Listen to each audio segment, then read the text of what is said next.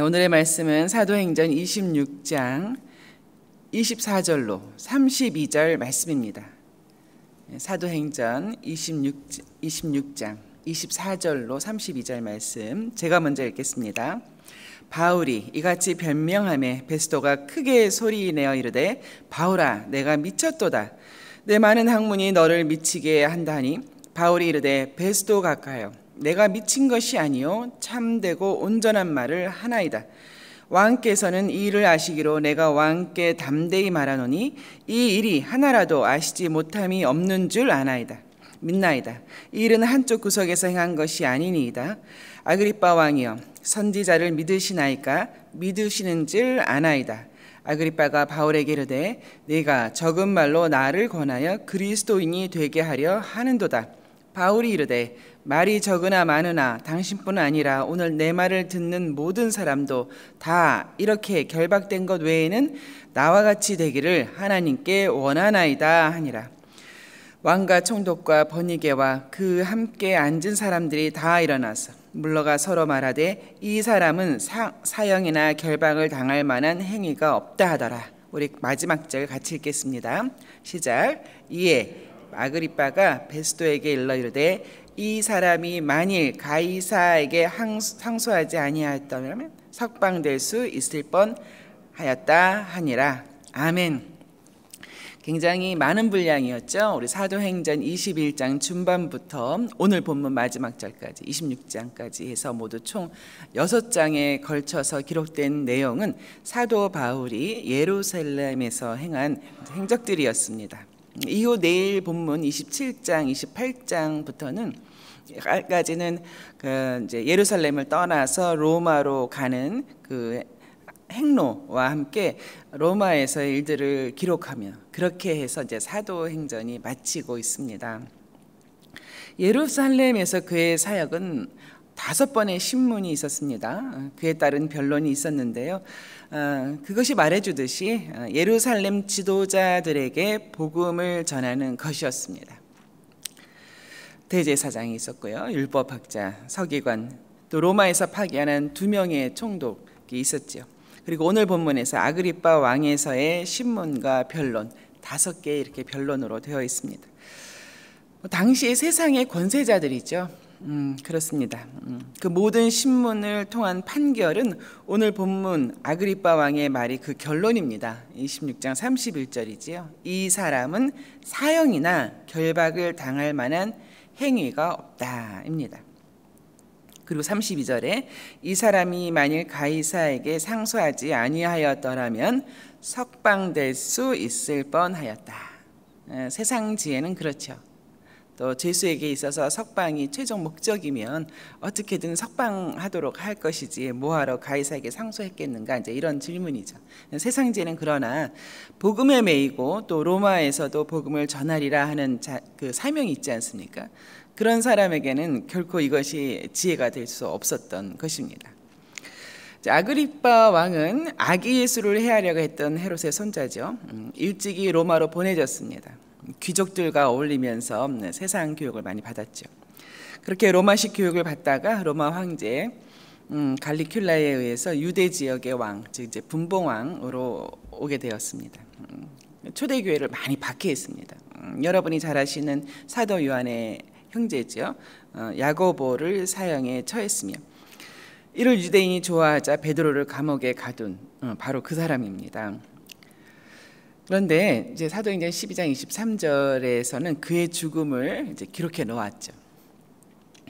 그가 왕의 복장을 하고 연설을 할 때 두로와 시돈 사람들이 헤롯 왕의 연설에 대해서 이렇게 말을 했죠. 이는 사람의 소리가 아니다. 신의 소리다. 막 이렇게 외쳤습니다. 그때 주님의 천사가 헤롯을 쳤습니다. 그 핵심 내용이 이렇습니다. 12장 23절에 헤롯이 영광을 하나님께 돌리지 아니하므로 주의 사자가 친히 벌레에 먹혀 죽으니라. 그의 종말이 이렇게 기록이 되어 있습니다. 영광을 하나님께 돌리지 아니한 아그리빠 왕이었습니다. 구약에 나오는 많은 왕들도 그리하였죠. 그런 이유로 해서 멸망의 길을 갔었습니다. 오늘 본문에서는 아그리빠의 그런 종말, 그런 죽음 이전에 그에게 복음을 전하고 또 왠지 더욱더 적극적으로 회심을 촉구하는 그런 바울을 볼 수 있습니다. 실로 바울은 모든 때를 복음 전도의 때와 기회로 보았습니다. 바울 앞에서는 그가 왕 이전에 구원받아야 할 한 영혼으로 보였던 것이죠. 그런데 그 자리에는 총독 베스도도 있었습니다. 그러나 그는 부활을 증언하는 사도 바울에게 큰 소리를 치면서 미쳤구나, 미쳤다, 너 너무 많이 공부해서 오히려 돌았다, 뭐 이런 것이죠. 너의 많은 학문이 너를 미치게 한 것이라고. 미치고 항이다, 들을 필요도 없다, 들을 가치도 없다, 이런 식으로 소리를 쳤습니다. 아마도 머리를 절레절레 흔들고 뭐 손을 털어대면서 뭐 옆에 물잔이라도 있었으면 물을 끼얹었을 것 같은 그런 기세였습니다. 뭐 예수님께도 그런 시기였죠. 요한복음 10장 20절에 보면 많은 사람들이 이렇게 말했습니다. 그가 귀신 들려 미쳤구나. 어찌하여 그의 말을 듣겠는가. 우리가 들을 필요가 없다. 귀신 들려서 미친 사람이다. 그런 예수다. 이제 이런 식이었었죠. 책 중에 보면은 그 조선 초기, 우리 한국 초기 선교사들의 복음 전달 그 기록들을 모아놓은 한국 복음 이야기, 복음에 미치다라는 책이 있습니다.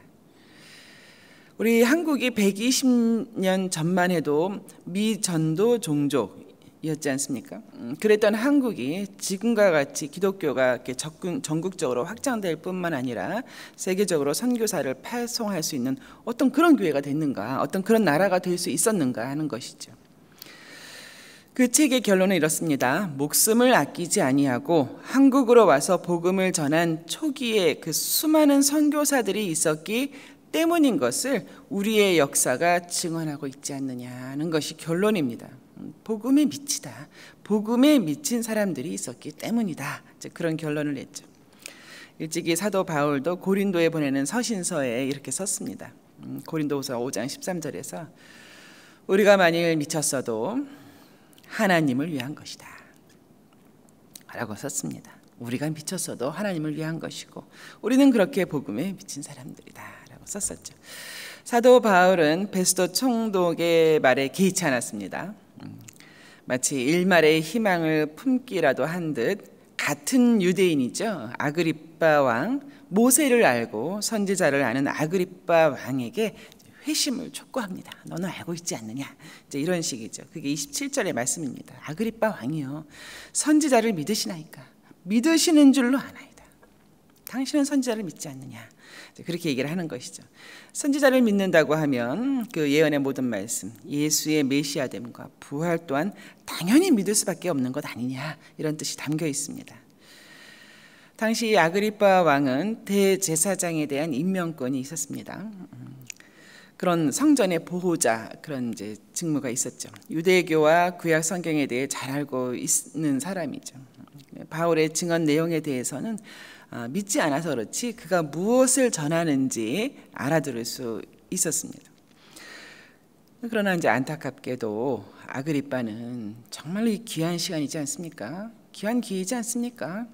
어쩌면 그에게 있어서 마지막이 될 수도 있는 복음의 들음. 참 그 귀한 이 현장에서 오히려 바울을 조롱하듯이 말했죠. 28절에 보면 너가 적은 말로 나를 권하여서 그리스도인이 되게 하려 하려는가, 이제 그렇게 하는 것이죠. 하나님 나라를 보고 들을 수 있는 눈과 귀가 있었으면 얼마나 좋았을까. 그는 식민지 하에 있는 유대인을 이끄는 지도자로, 유대인들의 왕이요 아버지로, 어쩌면 많은 유대인들에게 있어서 유대인들이 의지하는 그런 사람이었을 수도 있었겠습니다. 그러나 하나님 나라, 그렇게 세상 나라를 보는 눈과 귀는 있었어도 하나님 나라를 보는 눈과 귀가 없었던 아그리빠 왕입니다. 그저 바울을 일개 죄수로 보고 그의 모든 말들을 그냥 궤변이라고 치부했던 것이죠. 29절에 보니 그가 이렇게 말을 합니다.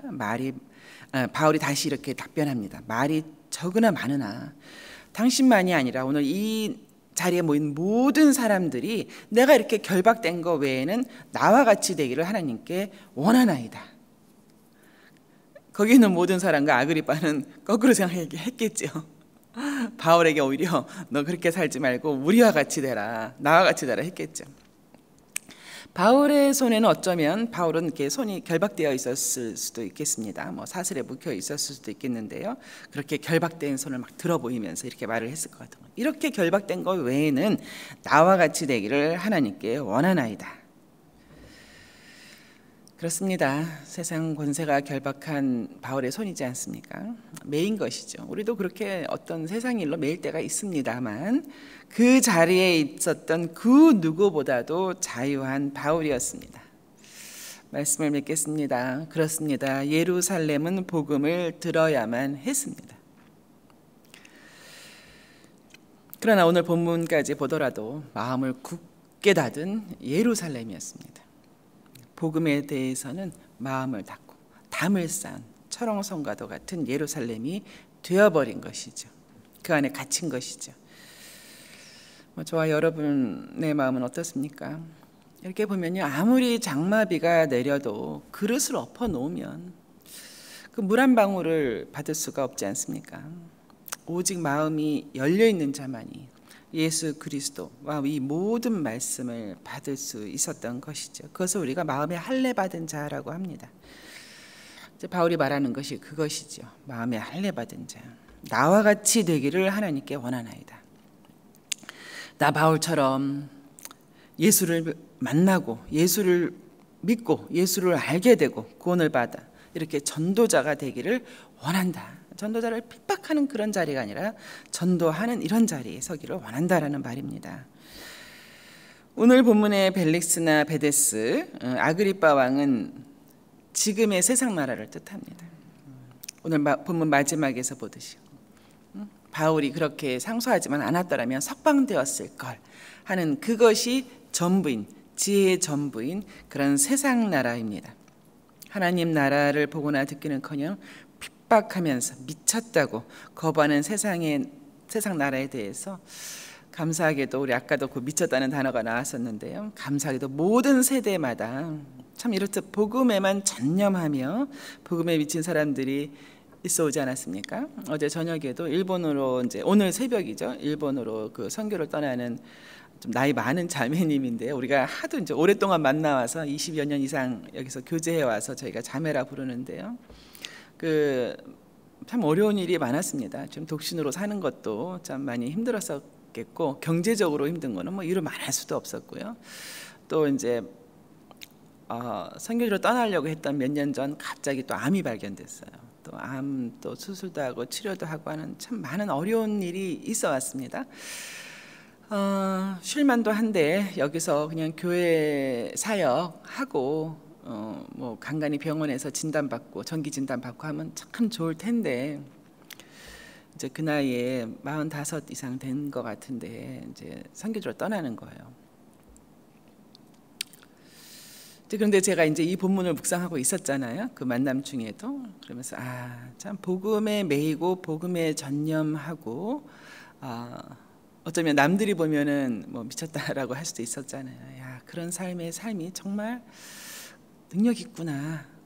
그리고 지금 일본의 상황 뭐 여러분 많이 아시겠지만 많이 좀 뭐 무너져가는 면들이 많이 보이잖아요. 그것에 대해서 너무 가슴 아프다는 거예요. 거기에서 성장하는 그 아이들이 너무 불쌍하다는 거예요. 역사에 대해서 제대로 알지 못하고 세계적인 어떤 흐름에 대해서 파악하지 못하고 그 안에 갇혀 있는 그 아이들이 너무 불쌍하다는 거예요. 그래서 아이들 거기 청소년들을 향해서 이제 사역을 하겠다는 거죠. 근데 지금 우리 뉴질랜드를 봐도 마찬가지입니다. 뉴질랜드도 우리의 그 다음 세대죠. 청소년들이 많이 병들어가고 있습니다. 그런 것을 보면 우리 한우리 교회도 이렇듯 복음에 미쳐야 할 때가 되지 않았는가 이제 그런 생각을 하게 됩니다. 고린도후서 5장 13절 아까 말씀드렸죠. 우리가 만약 미쳤어도 하나님을 위한 것이다. 이렇게 결박된 것 외에는 나와 같이 되기를 하나님께 원하노라. 이런 바울의 심정과 바울의 심장으로 오늘을 사시는 저와 여러분 되시기를 예수님의 이름으로 축원합니다.